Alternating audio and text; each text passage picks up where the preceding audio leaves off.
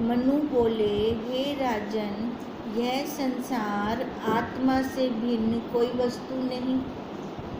जैसे जल और तरंग, सूर्य और किरणें, अग्नि और चिंगारी भिन्न नहीं, वैसे ही आत्मा और संसार भिन्न नहीं है, आत्म स्वरूप ही है।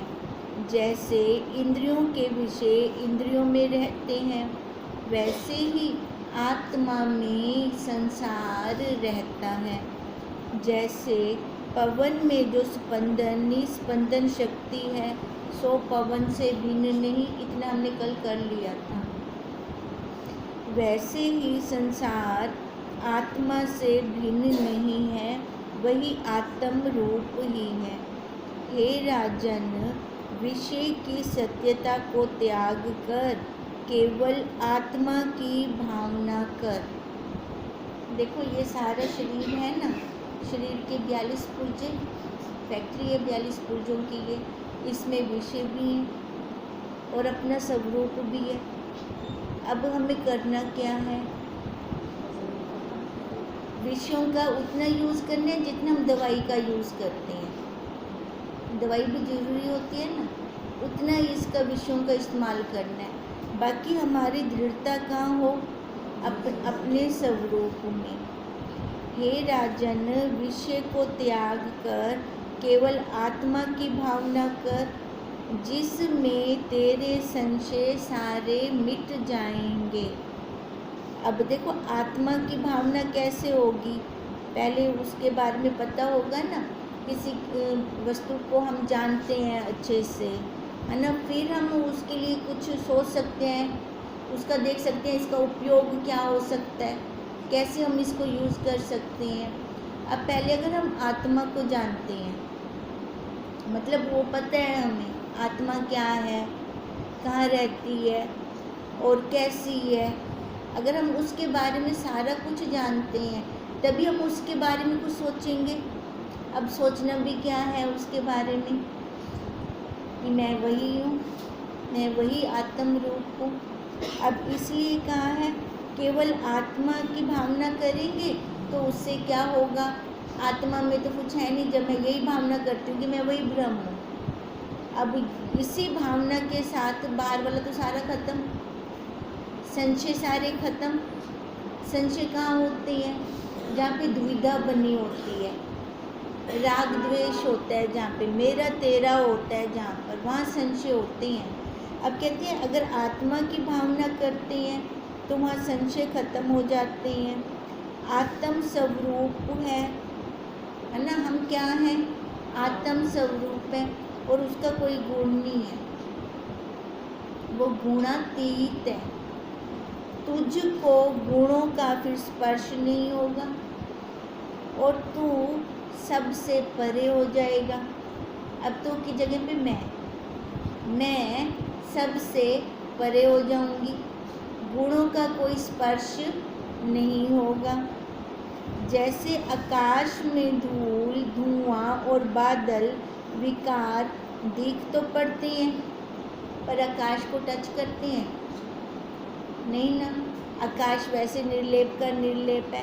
कहती है सारा कुछ दिखेगा, पर कब? जब हमारी दृढ़ता होगी अपने स्वरूप पर, तब ये सारा कुछ दिखेगा, पर हमारे ऊपर कोई प्रभाव नहीं पड़ेगा किसी का भी। सारा व्यवहार करेंगे हम, डांटने की जगह पे डांट भी रही हैं, प्यार करने की जगह प्यार भी कर रही हैं, पर दोनों से असंग होकर, दोनों को देखते हुए, दोनों का हमारे ऊपर कोई असर नहीं होने वाला। वही तो अद्वैत रूप है, बाकी और क्या चाहिए? अद्वैत रूप क्या है? सारा व्यवहार करो पर किसी के साथ मिलो नहीं। वैसे ही ज्ञानवान पुरुष रहते हैं।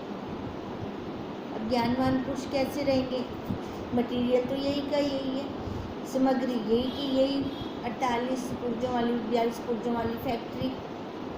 अब ज्ञानवान पुरुष कैसे रहते हैं? सारा व्यवहार करते हैं, व्यवहार करते हुए भी नहीं कर रहे, है ना, सबसे असंग है वो, कहते हैं ऐसे ही ज्ञानवान पुरुष रहते हैं। अब ज्ञानवान कौन है? जिनको आत्मा का ज्ञान हुआ है। सुख दुख, तेजस तामस, सात्विक गुण उनको लिप्त नहीं करते, यद्यपि उनमें लोक दृष्टि से ये गुण सारे दिखते हैं। सामने वाले कहेगा मेरे वर्गीयता है, मेरे जैसा तो व्यवहार कर रही है, सारे गुण उनमें दिखाई देंगे, पर वो किसी के साथ मिलेंगे नहीं। सबको दूर से ही व्यवहार करने के लिए तो गुण चाहिए ना, सबके साथ व्यवहार कर देंगे, पर किसी के साथ उनके मन में ना किसी के लिए ना राग होगा ना किसी के लिए द्वेष होगा, व्यवहार सारा करते हुए दिखेंगे वो। कहते हैं वे अपनी आत्मा में ही स्थित रहते हैं। जैसे समुद्र में अनेक तरंग जल रूप होते हैं और शुद्ध मणि में नील पीत आदि प्रतिबिंब भी पड़ते हैं, ऐसे हमें दिखते हैं, पर वो मणि को स्पर्श नहीं करते। अब कहने का मतलब क्या है कि ज्ञानवान की दृढ़ता अपने स्वरूप में, वो व्यवहार करता हुआ हमें दिखेगा, पर उसका व्यवहार कैसे होगा? पानी पे लाइन की तरह वो हमें दिख रहा है, पर उसको कोई भी गुण स्पर्श नहीं करता। वैसे ही जिस पुरुष के हृदय से वासना का मल दूर हुआ है, उसके शरीर से संबंध रखने वाले राजस सात्विक तामस गुणों के कार्य सुख दुख देखने भर के होते हैं। किसके? ज्ञानवान पुरुष के। पर उनको वो स्पर्श नहीं करते। उसमें केवल सत्ता समान पद का निश्चय होता है और उसको कोई रंग स्पर्श नहीं करता। जैसे आकाश को धूल छू नहीं सकती, छूती है आकाश के अंदर ही, आकाश से बाहर नहीं है, पर आकाश को स्पर्श तो नहीं करती। वैसे ही आत्मा को गुणों का संबंध नहीं होता। सभी आत्मा सबके लिए है, पर जो गुणों में बैठी हैं, शरीर पर बैठी हैं, उनको स्पर्श हो जाता है। नहीं तो हम साक्षी, हम देखें हम क्या हैं। हम जब अपने आप को ये नाम रूप आकार वाला मानते हैं ना, फिर हम गुणों में आ जाते हैं। जब हम अपने आप को ये नाम रूप आकार वाला ना माने, तो गुण उसमें है क्या? साक्षी का धर्म ही नहीं है गुणों से देखना, गुणों से चलना, वो तो गुणातीत है। जो पुरुष ऐसा जानता है उसको ज्ञानी कहते हैं। जब जीव निस्पंदन होता है तब आत्मा होता है। जब कोई फुरना नहीं है, कोई विकार अंदर नहीं चल रहा, फिर क्या है? फिर हमारा स्वरूप हम है, केवल हम है फिर। और जब उसमें वासना का स्पंदन होता है, खाली एक लहर भी आ गई ना कि ये काम करना है, ये करना है, तो देखो उठ के इंद्रियां लग पड़ेंगी उसी काम में। तब वो संसारी होता है। जब चित्त जगता है तब अनेक सृष्टि भासित होती है। तब देखो कितना कुछ संसार हमारे आगे खड़ा हो जाता है खाली एक भाव आने से। और जब चित्त स्फुरण से रहित होता है तब संसार का अत्यंत अभाव होता है। ये दोनों भाव हम देखते हैं, देखे हुए हैं ना, दोनों की डेमो ली हुई है ना हमने। तो हमें बढ़ाना कौन सा है? अपने स्वरूप वाला, वो हमें बढ़ाना है। कहते हैं जब परध्वंस भाव भी नहीं भासित होता है तब संसार भी केवल आत्म रूप हो जाता है। कहते हैं ये भी ना फुरना है कि मैं ज्ञानी हूँ, मैं ज्ञानवान हूँ, ये भी ना, ये भी एक फुरना है। मैं सारा जानता हूँ, ये भी एक फुरना है। कहते हैं जब ये भी खत्म हो जाएगा तब रहेगा वो केवली भाव। इससे हे राजन वासना को त्याग कर चित्त को स्थित कर। अब चित्त स्थित कब होगा, मन हमारा स्थित कब होगा? जब कोई फुरना ना होगा हमारे मन के अंदर, तब ये स्थित होगा। यह वासना का मल है, ये संसार जितना भी है वासना का मल है। जब वासना का त्याग होगा तब केवल आकाश की तरह अपने को हम स्वच्छ जानेंगे। देखो जब वासना का त्याग होगा तब देखो व्यवहार करने के लिए तो ये क्रिया करेगा, सारी क्रिया करेगा, फिर उसके बाद व्यवहार करके वहाँ रुकेगा नहीं। क्या खाना नहीं खाना, बाहर से सामान नहीं लाना, क्या नहीं करना, जब तक आकार है तब तक सारी क्रिया करनी है। अब क्रिया ऐसी हो कि सारा कुछ हो हमारा, पर वहाँ पे दृढ़ता ना हो। जैसे हम बाहर किसी को आते जाते देखते हैं, उसी टाइम देखा, फिर घर गए तो भूल गए, है ना, कुछ रहा नहीं हमारे मन के अंदर। ऐसे हम व्यवहार करें पर रहे ना। अच्छा कौन नहीं भूलता?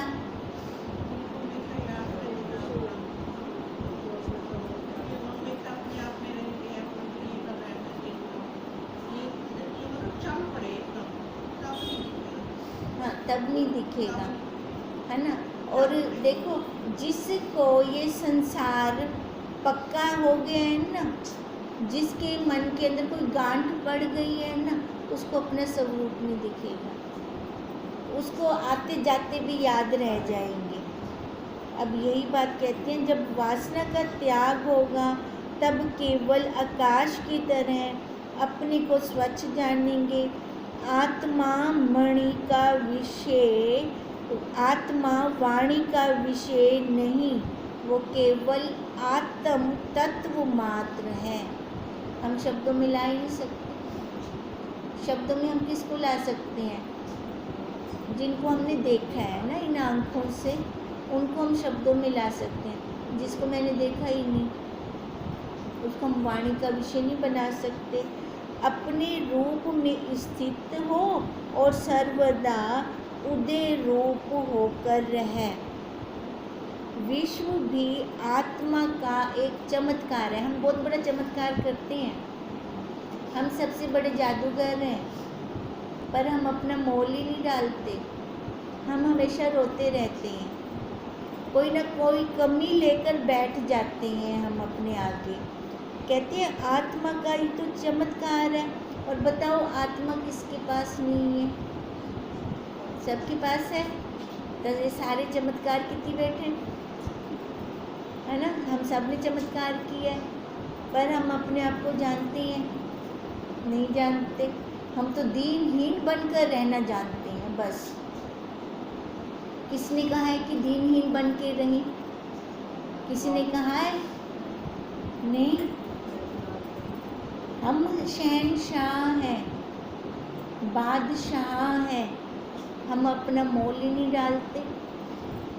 धन है तो धनी, ये तो धन के कारण धनी हुआ, अपना क्या वजूद त्यागला।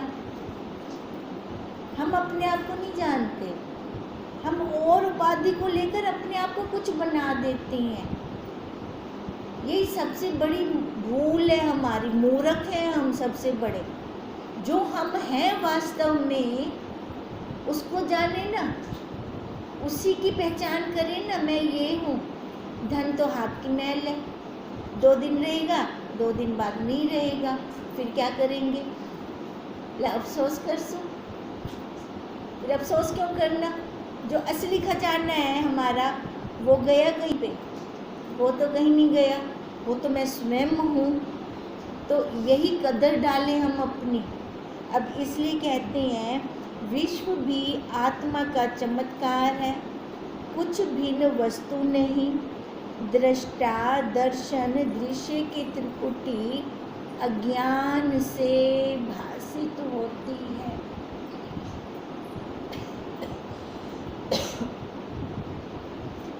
जो ये हम त्रिपुटी बनाते हैं,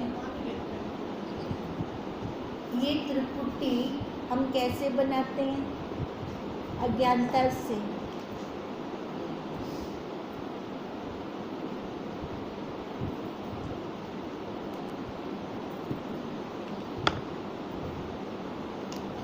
देखो जितनी भी त्रिपुटियाँ बनाते हैं ना, हम अज्ञानता से बनाते हैं ये त्रिपुटी।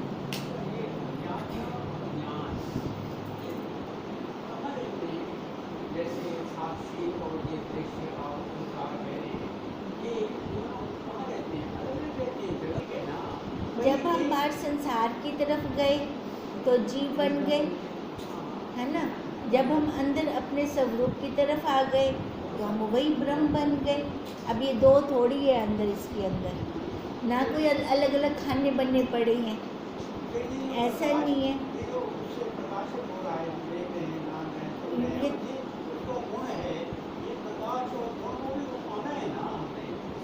वो तो गुणातीत है। गुण हम कब लेते हैं? जब आकार में होते हैं। जब हम आकार में होते हैं तब हम गुण लेते हैं। पर हमने करना क्या है? इन गुणों से भी पार। सबके गुण देखने हैं, अपना भी और औरों का भी, क्योंकि गुण गुण में बरत रही हैं। जब ऐसी दृष्टि हो जाएगी फिर किसी के साथ राग नहीं होगा, किसी के साथ द्वेष भी नहीं होगा, क्योंकि गुण है ना सबके। वो गुणों को भी प्रकाशित कर रहा है। वो प्रकाश तो खाली बस लाइट है। लाइट के अंदर चाहे हम अच्छा काम करें चाहे बुरा काम करें, उसने हस्तक्षेप नहीं करना। जैसे कल भी हमारा चल रहा था कि वही प्रकाश अज्ञान काल में भी हमारे पास था, ज्ञान काल में भी हमारे पास है। कोई हस्तक्षेप तो नहीं किया ना उसने। अज्ञान काल में कोई हस्तक्षेप किया उसने? वही एक ही तो, वही तो है, वही तो है सारा। अब उसका हम अंश ले लेते हैं, अंश हम वही ब्रह्म, वही उसका मिलान करते हैं हम। इधर आत्मा और बाहर ब्रह्म, इसका मिलान करते हैं हम। अब वही तो कह रही है सारा हमारी आत्मा का चमत्कार है, इससे कुछ भिन्न नहीं है। जो ये त्रिपुटी है, दृष्टा दर्शन दृश्य, ये अज्ञान से है। हम उस तक पहुँचेंगे कैसे? देखो पहले तो हम मेरे पूरे अज्ञानी, ठीक है। अब अज्ञानी, अब सीधा ही आँख दूँगे माता जी आख, अरे तो ब्रह्म ही था, समझ थोड़ी हम दे ब्रह्म क्यों नहीं आम है। पहले तो इसको अलग करना पड़ेगा ना। इसको अलग कैसे करेंगे? दो बन के अलग करेंगे। अब दो बन के उन्होंने ये अलग करना सिखाया। अब अलग कर दिया, एक भाग त्याग लक्षण वृत्ति द्वारा एक अलग किया, दूसरे को ले लिया। तब मैंने जाना कि मैं ब्रह्म हूँ। इस शरीर को अलग करके उस साक्षी भाव से लेकर फिर मैंने जाना कि मैं ब्रह्म हूँ। अब इसको अलग करने की प्रक्रिया त्रिपुटियों के द्वारा दिखाई हमें, प्रक्रिया में से निकाला हमें। अब प्रक्रिया में से निकल कर तभी तो पानी प्योर होता है। फिल्टर सबके घर हैं इस टाइम।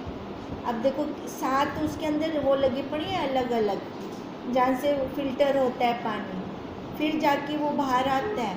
अब ऐसे ही 7 चक्रों में से फिल्टर होकर ये हमारा साक्षी जीवपना साइड जाएगा, साक्षी सामने नजर आएगा, फिर उसकी अनुभूति होगी हमें। अब इसलिए कहा जो ये त्रिपुटी है ये अज्ञान से भासित होती है। आत्मा ही वैसे सर्वज्ञ है, आत्मा ही एक रूप है। अब वो उसमें त्रिपुटी थोड़ी है आत्मा में। क्या कहें हम? केड़ा दर्शन है तो केड़ा दृष्टा है तो केड़ा दृश्य है। क्या बढ़ावा मैं आत्मा विच? हम बना ही नहीं सकते, उसमें है ही नहीं तो बनाएंगे क्या? पहले तो हम अलग तो हुए भी, यो सारा दृश्य तो देखने वाली दृष्टा, पहले अलग तो थी हूँ, ऐसे अलग किया है हमें, पहले अलग दिखाया है हमें, अलग करके जाना है मैंने, फिर कहते हैं तो वही है, क्योंकि उसी से तो है ये सारा। सूरज है तभी तो किरण है, सोना है तभी तो गहने हैं सारे। अब जितने भी गहने हैं वो सोने से भिन्न थोड़ी हैं। अब ये जितनी भी योनि है उस सत्ता से भिन्न थोड़ी है। सामग्री तो वही है ना, उस सामग्री में से निकला ना ये सारा कुछ। तो कहते हैं फिर तू भी वही रूप है।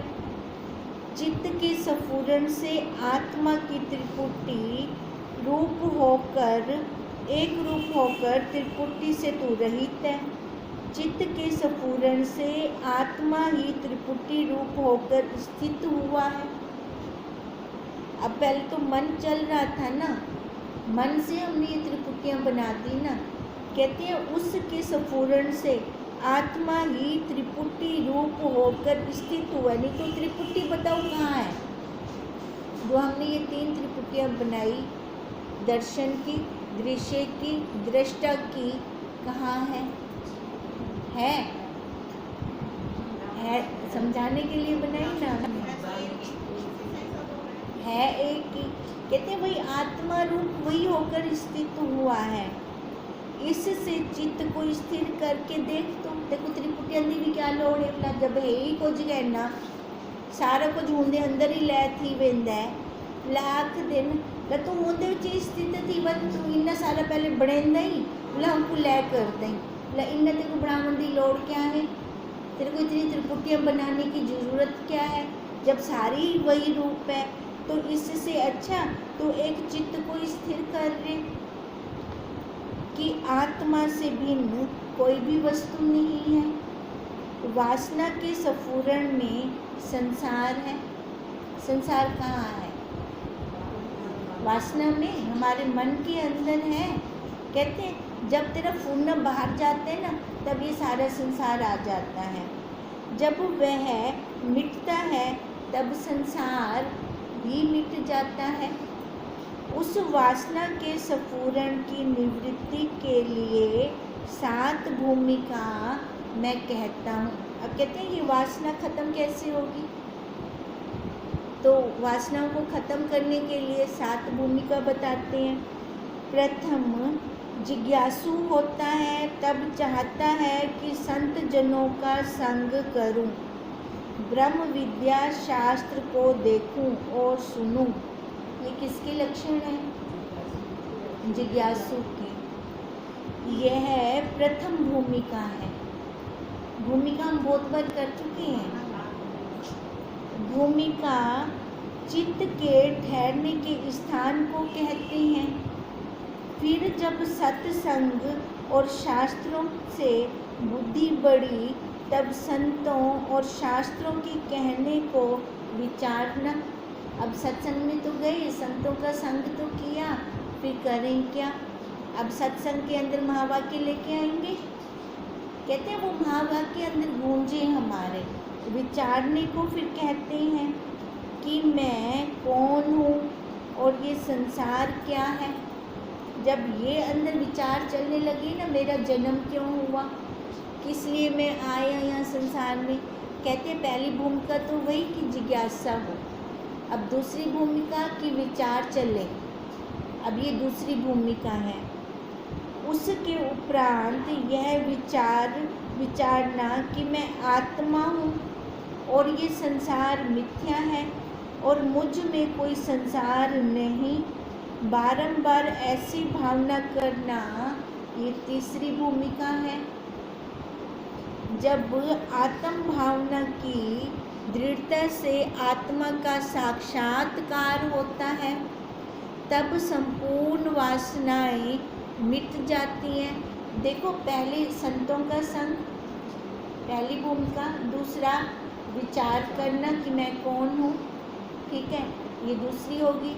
तीसरी भूमिका कि मैं वही आत्मा हूँ, इस पे दृढ़ता लानी। अब दृढ़ता के बाद उस आत्मा का साक्षात्कार होना। ये हम कह तो बहुत जल्दी रही हैं, पर यहाँ एक एक भूमिका में पता नहीं कितने कितने जन्म लग जाते हैं, कितना कितना। हाँ, पीछे तो बहुत खोल के बताया है ना। तो ये हम जल्दी जल्दी वो इसलिए बता रही हैं, ये निर्वाण वाला चल रहा है ना, निर्वाण प्रकरण चल रहा है हमारा। अब देखो चौथे में ये कह रही हैं कि वहाँ साक्षात्कार, तीसरे में दृढ़ता हो गई, मैं वही ब्रह्म, मैं वही साक्षी हूँ। फिर चौथे में आत्मा का साक्षात्कार होता है। अब साक्षात्कार कब होगा? जब सारी वासनाएं खत्म होंगी, मिट जाएंगी, और जब स्वरूप से नीचे के स्तर पर उतरकर देखता है, तब संसार ये भासित होता है स्वप्न की न्याय। देखो जो अंदर बैठा है वो बाहर भी आ सकता है, अंदर भी बैठ सकता है, दोनों है ना उसके हाथ में। स्पर्श नहीं होगा उसको। देखो जब साक्षात्कार हो गया, ज्ञान में दृढ़ता होगी, तब उसकी प्रारब्ध शेष है ना, तो उसके लिए संसार तो वैसे का वैसा ही रहेगा ना, व्यवहार करेगा वो वैसे का वैसे ही। तो फिर पर वो टिकेगा नहीं। वो कैसे उसका व्यवहार होगा? जैसे तेल के ऊपर पानी डालो तो तिलक जाता है, तेल और पानी अलग अलग रहती हैं, ऐसे उसका व्यवहार होगा। फिर अब कहते हैं उसे स्वप्न की नहीं ये जानता है, इससे फिर उसकी वासना नहीं उठती।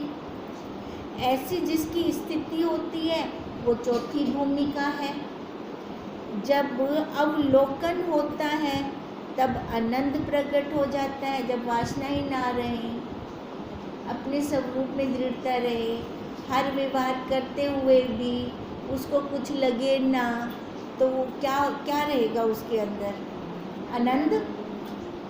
तब उस आनंद प्रकट होता है। ऐसे महा आनंद का प्रकट होना, और जब आनंद प्रकट हो तब उसमें स्थिर होना, ये पांचवी भूमिका है। और तुरीय पद छठी भूमिका है। अब तुरीय पद छठी भूमिका है, जहाँ पर चित्त की दृढ़ता हो जाती है, उसमें वो स्थिति बना लेता है। सारा व्यवहार करते हुए भी कोई उसको स्पर्श नहीं करता। कहते हैं तुरीय पद छठी भूमिका है। चित्त की दृढ़ता का नाम तुरीय अवस्था है। दृढ़ हो गया ना चित्त, कहाँ दृढ़ हो गया? अपने स्वरूप में। जब तुरीयातीत पद को प्राप्त होता है तब परम निर्वाण होता है। अब तुरीयातीत पद कौन सा हुआ? जब उसका मतलब कहीं पे भी उसका मन नहीं टिकता। देखो जो संसार में रहते हैं ना, वो तुरीय पद तक रहते हैं। तुरीयातीत पद वो होता है तब उसको अपने खाने की भी ना कुछ रहती नहीं है इच्छा। मतलब संसार के हिसाब न लाखों दा पागल आख सकते, उसको जीवन का रस मिल गया ना, कोई उसको फिर नहीं है कुछ भी। जहाँ पड़ा है, खाने को मिल रहा है तो खा लेता है, नहीं मिलता तो सामने से किसी से मांगता नहीं है। कपड़े डालने हैं कि नहीं डाले, कोई सुध नहीं है, कुछ नहीं उसको इच्छा, कुछ भी नहीं है। ये है तुरीयातीत पद। कहते हैं वही जब तुरीयातीत पद को प्राप्त होता है तब परम निर्वाण होता है। इसको सातवीं भूमिका कहते हैं। उस परम निर्वाण पद की जीवन मुक्त की गति नहीं, क्योंकि तुरीयातीत पद को वाणी से बता नहीं सकते। हमारे गुरुदेव कहते हैं ना, जब वो साधना काल में थे, है ना, जब अपने गुरुदेव के पास थे तो बाहर एक कोई ऐसी पगली सी लेडीज़ थे, तो वो देख के मतलब ऐसे ही रहते थे जैसे कोई पागल हो, मैले कुचैले कपड़े, बाल बिखरे पड़े हैं। पर उन्होंने बापू को देखते ही कह दिया, साहिबा को छोड़ कर आया है। कोड वर्ड में उन्होंने बात की। तब बापू की शादी हुई थी। तब उधर पता नहीं था जहाँ रहते थे बापू, उन सबको किसी को नहीं पता था। बापू समझ गए कि ये मेरे को ही कह रही है। तो कैसे उनको पता चला? वो मैली कुचैली ड्रेस में बाहर सड़क पे खाने को कुछ है कि नहीं है, पर अपने आप में स्थिति, वो तुर्यातीत पद है जहाँ कोई इच्छा नहीं है, जैसे मर्जी रह गए तो रह गए। अब कहते हैं वही जीवन मुक्त की कोई गति नहीं है, क्योंकि तुर्यातीत पद को वाणी से बता नहीं सकते। प्रथम 3 भूमिका जो कही है वे जागृत अवस्था है, जान के करते हैं हम। उनमें मनुष्य श्रवण मनन और निध्यासन करता है, और संसार की सत्ता भी दूर नहीं होती। पहली जो 3 भूमिकाएं हैं। चौथी भूमिका कौन सी थी? जहाँ उसको अपनी दृढ़ता हो जाती है। चौथी भूमिका स्वप्नवत है, तब उसको ये संसार स्वप्न की न्याय लगता है, उसमें संसार की सत्ता नहीं होती। 5वीं भूमिका सुषुप्ति अवस्था की तरह है। सुषुप्ति अवस्था में जैसे शरीर का भान नहीं होता, क्योंकि उसमें जीव अनंत घन में स्थित होता है। 6ठी भूमिका तुर्यपद है, जो जागृत, स्वप्न और सुषुप्ति तीनों का साक्षी है। उसमें केवल ब्रह्म ही प्रकाश पाता है और चित्त निर्वाण पद में लय होता है। तुर्य पद में जीवन मुक्त लोग विचरते हैं। 7वीं भूमिका तुर्यातीत पद है, वही परम निर्वाण पद है। तुर्यातीत मतलब जहाँ पे कुछ ना पता लगे। देखो अब हम कोई भी करेंगे, करते तो हैं मन से, बुद्धि से, व्यवहार सारा करते हैं, पर हमारी स्थिति कहाँ है? भी व्यवहार करते हैं पानी पे लाइन की तरह है, या उसमें रुक जाते हैं, है ना? ये अब हमें देखना है। अब कहते हैं तुर्य अवस्था में ब्रह्माकार वृत्ति रहती है। हम है तो ये सारा वृत्तियों का खेल, ठीक है। हम तुर्य अवस्था में भी रह सकते हैं। कार्य वृत्ति रहती है, मतलब अंतःकरण के साथ लगे तो हुए हैं हम, है ना? पर किसी का भी हम उठाते नहीं है मल, किसी का मल नहीं उठाते हम। हाँ, वही ब्रह्म ही ब्रह्म है। हमारी दृढ़ता वहाँ होती है, बाकी लग रहा होता है ये गुण ही गुणों में बरत रही हैं, चाहे अपने गुण हो चाहे सामने वाले के गुण हो। कहते हैं तुर्य अवस्था में ब्रह्माकार वृत्ति रहती है, अपनी वृत्ति में वो ब्रह्म रहता है हमेशा। जब ब्रह्माकार वृत्ति भी लीन हो जाती है, जहाँ वाणी की गति नहीं है, वहाँ चित्त नष्ट हो जाता है, तब वह केवल आत्म तत्व मात्र रह जाता है। मतलब वहाँ पे वृत्ति भी नहीं चलती, कोई भी वृत्ति नहीं चलती। संसार वाली तो खत्म थी, ये ब्रह्माकार वाली वृत्ति भी नहीं चलती। उसमें अहम भाव नहीं होता, शांत और परम निर्वाण तेरा फिर स्वरूप ही रहता है। ये तुर्यातीत पद है ये वाला, उसमें कोई वृत्ति भी नहीं होती। मैंने ये करना है, मैंने ये खाना है, मेरे को इधर जाना है, मैंने ये करना है, ये भी नहीं होती, कुछ नहीं होती। अब देखो जिनका ये तुर्यातीत वाली अवस्था है, ठीक है, तुर्यातीत वाली अवस्था गृहस्थ में रहकर नहीं हो सकती। गृहस्थ में रहकर तुर्यातीत अवस्था नहीं हो सकती, तुर्य अवस्था हो सकती है। तुर्यावस्था हो सकती है ना। ये अभी पूजा के लिए भी बहुत सजगता के साथ। बहुत ज़्यादा वैसे देखें करना कुछ भी नहीं है, कुछ तो नहीं करना पड़ता है। हाँ बस अपनी दृढ़ता हो, अपनी सजगता हो, प्रारब्ध पर दृढ़ निश्चय हो, सारा कुछ आसान है। दूसरा मुक्त है, ये सारे स्वाद देखे सारे के सारे देख सारे लिए फिर भी वो ना अपनी अपनी दृढ़ता है, सबकी अपनी अपनी दृढ़ता है। इतनी क्लियर होगा जैसे ये कहने लगे सब देखो ये ना हम सबकी अपनी अपनी दृढ़ता है और हम सबकी अपनी अपनी स्थिति है, ठीक है।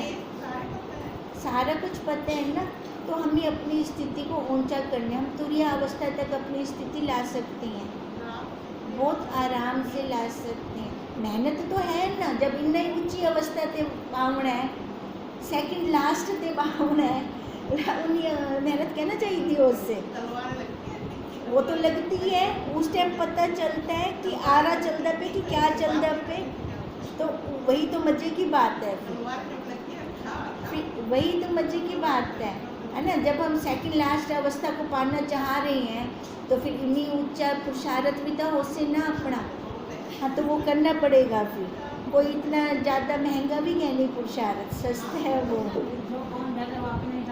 एक तो इच्छा बनी हुई है हम होंगे कामयाब, वो तो होंगे कामयाब, बिल्कुल। कामयाब तो हम पक्का यहाँ जो बैठे सारे ही होंगे, हाँ पर टाइम चाहिए ना, और वो भी पता है हर एक किस अपनी अपनी स्पीड से चल रहे हैं हम सारे, है ना। कोई बात को पकड़ लेता है, कोई बात को छोड़ देता है, आई गई कर देता है। हम क्या करते हैं, हम क्या करते हैं, हम बातों को पकड़ लेते हैं कि आई चलाई करना आता है हमें, आई चलाई करना आना चाहिए। जो विचार की क्लास में बैठते हैं ना, उसको आई चलाई करनी आनी चाहिए, बहुत ज़रूरी है। आई चलाई करनी बहुत ज़रूरी है ना। अब इसलिए तो कहा है जो वो तुरीयातीत अवस्था है, वो शांत परम निर्वाण, वही हमारा स्वरूप है। अब ये 7 भूमिकाएं की आज हमने, अब 7 भूमिकाओं में से हम अपनी अपनी स्थिति देखेंगे भी कहाँ कहाँ पर हम करते हैं, टिकाव है हमारा।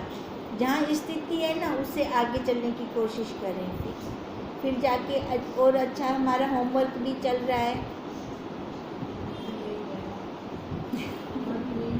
क्या बिल्कुल बिल्कुल अनंत स्वरूप, शांत स्वरूप हम स्वयं हैं, है ना। तो गुस्सा क्यों करना, गुस्सा तब करते हैं जब दूसरे का मैल उठा लाते हैं, या दूसरे का मैल उठाना बंद कर दें, है ना। हम दूसरे का मैल उठाते हैं तब हम गुस्सा करते हैं, वो मैल उठाना बंद कर दें। किस, हाँ जी, हाँ वो तो देखो आप कैसे इसको परेशान